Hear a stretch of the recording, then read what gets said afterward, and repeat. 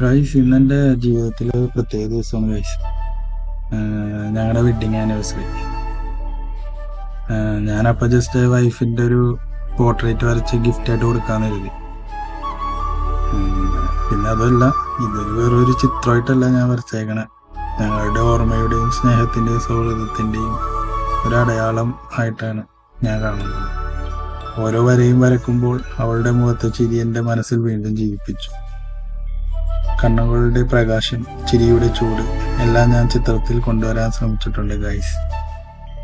അവൾക്ക് ഞാൻ ഈ ചിത്രം കൊടുത്തപ്പോൾ അവളുടെ കണ്ണുകളിൽ നിന്ന് വന്ന സന്തോഷം, അതാണ് എനിക്ക് ഏറ്റവും വിലയേറിയ ഗിഫ്റ്റ്.